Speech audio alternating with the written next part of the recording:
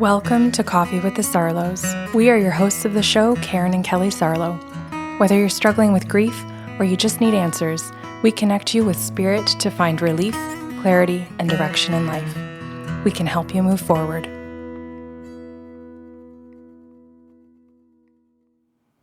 Hi, Kelly. Good morning. Should we start by saying that there might be some rumbling and noises in the background as our street is being paved as we talk? Yes, we're so sorry. We're going to go ahead and record because it's a 3-week process, apparently. Mm-hmm. So there's going to be probably more than one podcast that might sound like this. But so we'll just preface that and let's get right into the story for today. So I named this lady, a made-up name. I named her Freeya. And at the very beginning of Freeya's session, she says to me, Karen, I'm here to listen. She goes, I listen to the podcast. I watch you on Instagram Reels. She goes, I wrote out lists of questions. Then I organized my list of questions. And then I sat down and thought, nope, maybe I just need to go with the attitude of just listening. And then I went back to my questions again. She says, trying to be organized and flip-flop all over the place. And I finally settled on the fact that I just want to be here to hear what the guides want to say to me and not the dead people so much, the guides. She said, so this is sincerely my choice. So the guides begin and say to her, okay, we want to talk about your relationship with your mother. And I see Freeya do a number of things, like all these emotions all over her face, like, yes. And also, no. Mm-hmm. You could just see the torturous feelings that brought up, eh? And the guides began by saying, okay, so we're going to talk about this today, but we want to begin by saying and showing you how much we are proud of what you are doing. So let's get Karen to happy dance in her seat. And I did, quite happily, and celebrate that and acknowledge that she's working on it, that she's doing her best, and that she is researching, and they listed things, Kelly. They would go on and say things like that she listens to podcasts, that she reads books, that she's in therapy. She's been in therapy in the past. They pointed out a variety of things, like they showed her journaling. They showed her writing letters, like to her mom, all kinds of things, and said, look, we want first for her to know we see every attempt, and we are pointing it out because we want to show you the attempts that her mother has made. None. Mm-hmm. That was significant. So to point that out to Freeya and to completely list what the guides have seen her do to work on her relationship with her mom, and then to say, okay, Freeya, you're doing all these things, and you see Freeya like, yeah. And then they go, okay, now we're going to tell you what we see your mother doing. Nothing. And Freya's just like, huh? And it was like the guide said to her, well, wait a minute. Does that actually surprise you given her behavior? And she goes, no. Well, is she genuinely shocked, or does she not know what her mom is or isn't doing? Is she genuinely shocked? Kelly, I think that's a really good question. I think that's about processing. Well, my question comes from a place of if she has limited contact with this person, her mom, she may not have any idea whether or not her mom is or isn't working. And so it is genuinely like, oh, that sucks. Versus if she's still in contact in this person's life and she's like, oh, that's true. It's not shocked. It's just, fuck, I've got to deal with that reality, where you're calling it process. Second one. Okay. And I'm glad that you broke that down so people could understand the difference. Yeah. And obviously the guys are saying too, like, are you, given her behavior, it's evident. So Freeya is in contact with her mother, and it is exactly the second one that you said. Okay. It's this, oh, okay. So why did I think she was if I was working? Right? Mm-hmm. Yeah. I'm going to let you tell the story. Yeah. Oh, okay. So Okay, I'm going to continue. There's a little bit of a conversation there, not much, because Freeya kind of wants to move on. And like she listens to it a little bit about the fact that her mom's not doing any work, but really the guides are letting it sink in as to why she's actually surprised by her own response. Like why she thought maybe her mom was doing work when there was no evidence that she was. So was it a hopefulness? Was it a delusion? And so there's a little bit of a conversation. Same. There's a little bit of a conversation between Freeya and the guides right there in that moment in her response as to where she is with her thinking and her emotions. And then once that occurred, she said to me, I've had this conversation before. And I said, yes, I know you have. She goes, do you know who with who? And I said, well, the guys are saying with your husband. And she goes, yeah. And I said, so you've actually been questioned about this before. It's a pattern of your own denial. Because your husband, you're saying your husband has brought this up to you about your mom not doing any work. Now the guides are bringing it up and you're surprised every time. And she goes, oh, yes. So another word for that is not surprise. It's cognitive dissonance, meaning I refuse to be in or accept the reality. Yes. So I'm going to disassociate and just pretend like reality isn't what it is. Yes. And it's avoidance. Yeah. Yeah. But if we keep calling it surprised, hopefully people will go easy on us. Yeah. And the guides point out that as her husband is keeping up to her because she's in therapy, learning all these books, doing all these things, he's like, well, I got to get on board. Nice. As he's doing it and as he's doing his own therapy, he's learning what's going on with his wife. And he's pointing out and he's saying the terms to her. So when I say on behalf of the guides that it's cognitive dissonance, she'll go, my husband's going to enjoy this recording more than me. Like this. Because he's saying these things to me. And my therapist is trying to explain these things to me. And I see that I'm part of the problem. That's good. Yeah. So then she goes, okay. She goes, I obviously need to hear it again. And she says, but I'm understanding that I kind of go along saying I need to hear things more than once. But you guys are all telling me that it's cognitive dissonance and it's not just that I have this personality trait. And you have a severe inability to use air quotes properly. I do. I'll put my fingers down. My loaded fingers down. Okay. Loaded because they upset you. You do. Yeah. I have like minimal patience left. Proceed with caution. Okay. So then she wants a little break right there. And the guides are like, okay, we're just going to go back and we're going to talk about her childhood for a second. And we want to bring up the fact that her mom conditions her to please her. However, every time Freeya pleases her mother, which is repeatedly, her mother withholds. She withholds love. She withholds praise. She does anything to withhold. And then Freeya has temper tantrums because she's not getting her needs met. So she has tantrums. And mom then gets angry at the temper tantrums and punishes her for the tantrums. Yeah. So that, and she goes, this is true. How do you know this? And I said, well, because the guides are telling me and they're showing me like I'm there. And she goes, oh, okay. And I said, but that's not the point. You're going off topic down a content tube by asking me how I know. It's called diverting. Yes. And I said that. I said, that's a form of verbal abuse called diverting. And I said, and that's one of the things that your mom did to you constantly was to divert to the point where you were so frustrated that you had another temper tantrum. And I said, so even to this day, and she goes, oh my God, I get it. And I said, so even to this day, when you try to bring up clear, concise content that you've worked through with your therapist, you've worked through on your own, you've worked through with the books, with the podcasts, with your partner, you come all prepared.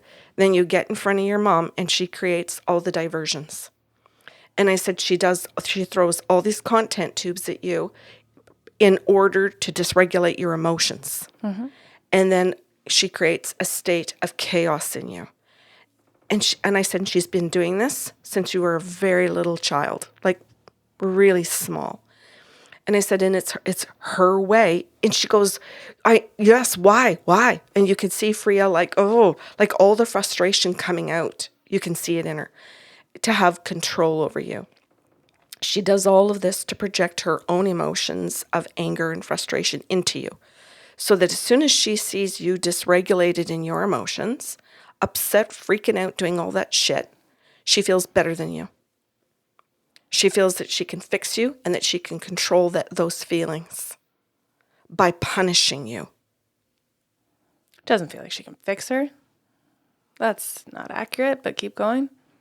Agreed. She feels better than you. Yes. That's okay. I'm going to say that's better said. It's entirely different. Punishment doesn't work to solve anything. Consequences do. Right. You're right. It's not to fix you in the way of being healthy. It's to control. Yeah. Thanks, Kelly. Mm-hmm. I like that you're correcting the language because other people might be listening to that and go, what? How's that fixing? Yeah. This happens in tons of relationships, right? You don't have to think about mother-daughter. This could be partnerships where I will create chaos in you and then I'm going to try and solve your problem for you. Yes. That does happen a lot, right? But that's not fixed. That is, well, many people are latching onto your brilliant term, confucking. Mm-hmm. Very good. I wish I'd remembered that during the session, but it just didn't come up. But that is a really good term for it. So we talk about the guides talk to her about the states of confusion that she's in on a regular, and even how she'll go into states of confusion at work, in work environments, and then totally shit the bed at her job, but not be able to see that for herself because she's working so hard. Mm-hmm. As a matter of fact, she feels that she's working harder than everybody else at work. Yeah, and in some realities, that is true. Yes. And then when she goes to, startled Winston, and then when she applies for a promotion, there's no way they're considering her. Mm-hmm. And she goes, Karen. Okay, it was one of the questions on my paper. She goes, it's one of the things I wanted to know. Why am I not getting ahead in my career? If you're a narcissist, and obviously therefore dysregulated, you can have promotions. If you're not a narcissist and you're just dysregulated, you're not getting promotions. Thank you. You have to be either healthy as shit and know your shit inside out. Yeah. Or be on the complete other end of the spectrum and be so somehow valuable that people are willing to overlook how unhealthy you are. You cannot be in the middle of unhealthy. Kelly, that's so perfectly said. And I'm not saying it's right. It's just the way it is. It is. It is the way that it is. And so the guides didn't tell her about the narcissistic part. They just came in and said to her that she's so dysregulated that nobody finds her trustworthy. Everyone observes her to be not trustworthy. Yep. Exactly. And she sat and looked at me and she went, but I work so hard to be trustworthy. No. If you're working hard to people please, you are working in the opposite direction of being trustworthy. And that made no sense to her when I said that. She sat there and she was like, no, I'm confused again. Now, and then she says to me, I'm just as confused as I was at the beginning. And she goes, are you doing the same type of confusion to me as my mother did? Aw, fair question. Exactly. And I said, oh, no, honey, I'm not at all. I said, I'm trying to explain things to you in a regulated way, in a non-controlling way. And logic. And with logic. And she goes, well, this is a bugger. She says, because you mean to tell me that I'm so messed up that when somebody tries to actually give me logic, I think it's what's messed up? Mm-hmm. And I said, that's exactly right, Freeya.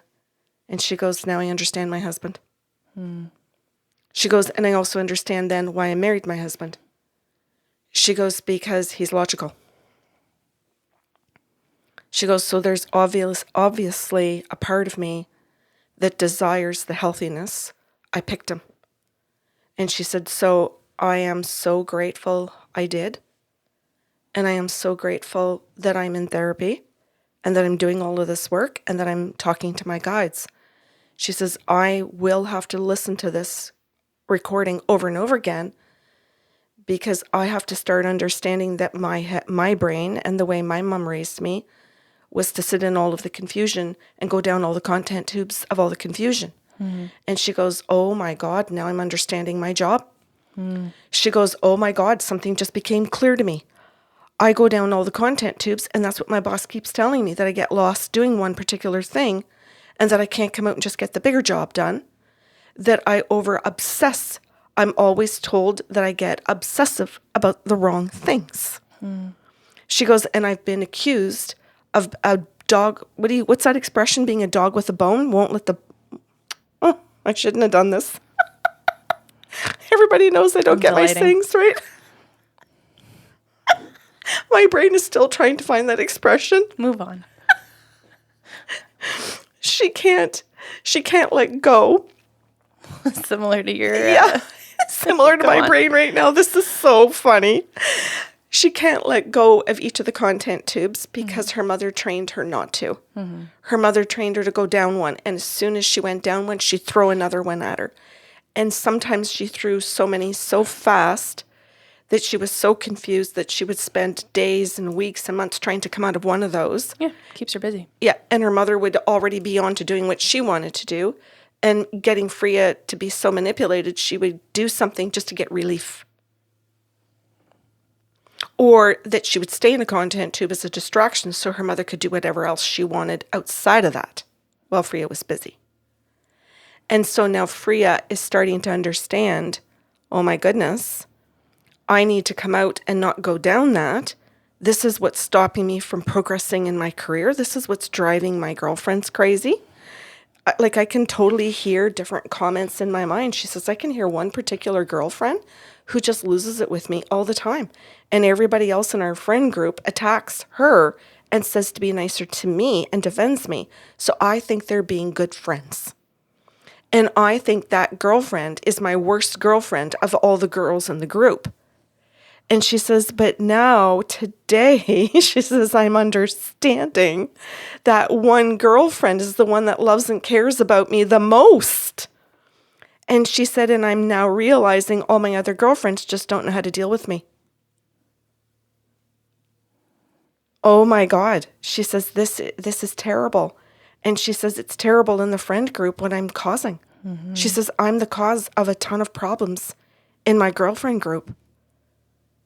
And I said, oh, okay. She goes, Karen, it was also one of the questions on my page. What is wrong with so-and-so and what freaking issue does she have with me? But the whole way that I was approaching it was that she's the problem and that she's the one with the issue with me, but I'm not the issue. And now the spirit guides are saying that this one issue that they've identified, this one pattern that my mom has done in my life, is literally destroying all my relationships in every single area of my life. And the only one it's not destroying so far is the one with my partner, because he's the logical person that understands what I've been through, and he's just trying to walk me out of it. And she goes, wait a minute. She goes, it's another question on my page. I wanted to know if my husband was going to leave me. And she goes, and I wondered where the hell that question was coming from. But doesn't it make sense that that's a question and a fear if I'm behaving this way and the issue is within me and I'm not fixing it? Yeah. At what point is he going to lose patience? Exactly. The friend is already losing patience if she's resorting to verbal abuse, meaning yelling at her and being impatient, right? Mm-hmm. If he hasn't exercised the forms of verbal abuse yet, she may be feeling the slow boil, right, of resentment underneath if she's not moving ahead fast enough with her work. Exactly. And that was one of the things on her page, was what was going on with her partner. And this, as you called it, a slow simmer of resentment and anger and frustration with her, in spite of the fact that she's doing all of these things trying to get better and working on the relationship to be in it and working so she can get that promotion and working so that that friend can be like the other girls in the group and just have a happy group of girlfriends. And so she was sitting there going, okay, I'm so grateful. She says that I came here and said, I'm here just to listen. And that I actually sat down. And she said, so now I understand why the spirit guides are happy, because I actually am doing some work. And she said, I understand why they're celebrating, because I'm here to listen. And that I put all my questions aside. They're here on my table, by the way. She says they're right beside me. But I put them aside to be able just to listen to them. And she goes, instead of thinking that I came here and that I needed to be in control of the session. And I still got all my questions answered and my needs met. But in a way, and she goes, is that it? Is it because now it's in a way that I actually could hear it instead of by the way of me asking each of the questions? And she goes, that's really brilliant. She goes, I'm really appreciating the brilliance behind what they did and how they saw my list of questions and helped me. Mm. Yeah. Which I myself sit in awe as it's coming out of my mouth. And then how she's saying, oh, this is what I needed and this is what I needed. So at the very end of it, she said, so can you just ask the guides if I'm in the right direction in the things that I'm doing? And the guides came back and said, yes, but that the therapist that she was with, how would I say it, wasn't giving her the tools, was asking her questions and kind of had her going in her own little loops, but wasn't saying, here's a tool to practice. And this is where her husband's frustration was building, because he thought, if you're coming out of therapy, where are the tools? When you're coming out of therapy, what are we working on this week? So he would say to her, okay, so you go back in a week or 2 weeks. What are our assignments for the week? What skill or what tool are we using? And how am I supposed to implement it with you? And she doesn't have any. So she would always say, well, I don't know. And he'd say, well, what do you do in therapy? And she'd say, well, I talk and they ask me questions and I say how I'm feeling and what I've been through. And he says, look, you've been going for like over half a year. You should be getting something. You need to move on. But she was reluctant to move on because she had built... To another therapist. Yes, to another therapist. But she was reluctant to because she didn't want to have to tell the story. And she thought that it would be another 6 months of telling the story before she got a tool. Mm-hmm. And the spirit guide said, no. When you go to a qualified, a good therapist, yes, you'll talk in the first session, but you're most likely going to leave with at least one tool to begin with. And you'll get more each time you go. And you'll be told if you're doing well, what you're doing well, and what you're not doing well. And if you're actually using the tool or not. No, not necessarily. Well, I was just going to say, if she has a good therapist. Okay. The point is if she has a good therapist. So the guides were talking to her about what good therapy could look like and what it could give her. So that she had some expectations of when she picks another person, what she's looking for and what she's asking for when she goes. Go ahead. Did you want to add more to that? Yeah, I'm losing faith in therapy. Oh, okay. The more people I talk to, the more countries we see people from. Where therapists, granted, are behind so much red tape. And I'm saying that because I'm not picking on the people. I'm picking on the system that tells them they're not allowed to say, you're being verbally abused. They have to skirt around the issue. They can't come out and say, you're not doing your homework. What are you doing here? Right? Like there isn't the permission to hold their clients accountable. It's more about creating a safe space for their clients to come and talk than it is for them to say, get your ass in order and let's move. No, and I know, Kelly, because our client base is worldwide. Do you know of some countries that are doing a better job? I don't. Okay. And the other red tape is that they have jurisdiction of who they're allowed to conduct their therapy with. Yeah, okay. So anyway, all that to say, we do need to find a healthy therapist, the person, and we also need to find a healthy form or lineage of therapy, right? Because if you go into narrative therapy, You will just be talking. Your therapist will not. It's more of a debrief or a vent session, right? You need to choose certain types. Like if you're going into IFS, internal family systems, if you're going into cognitive behavioral therapy, you're going to get homework. It's not just concepts and theories that are up in your head. There are practical tools to implement. So we do need to look at both the person and the actual form of therapy if you're seeking someone out. Okay. Oh, well, that's helpful. That's good, especially for listeners that may have never been to therapy and never considered it. So thank you for that too. Okay, so the session ends this way with her thanking the guides about being able to explain this to her and being able to give her the resources in the session. As everybody knows that have seen us, we give resources. In terms of what I do as a channeler, I do not hold them accountable because I'm channeling. You do as a life coach. That's different. There's accountability in the coaching. Yeah, I'm really enjoying my discovery calls lately in the last few months. Most people are coming in to their discovery call to figure out if life coaching is the right next step for them. And they will flat out say, I'm here because I want you to kick my ass. And I'm like, well, all right, let's do that. Yeah. And it's done with the same energy of your happy dances and love. Yeah. But it is like, let's get some fucking work done. Let's have no confusion about the direction that you're headed in, right? Let's make sure we are moving forward in a healthy direction with the people that want to move with us. Ooh, that's awesome, Kelly. Cool. Well, thanks for the session today. You're welcome. Thank you for listening to Coffee with the Sarlos. If you enjoyed the show today, please be sure to subscribe on your podcast platform and leave a review. New shows will air every other Saturday.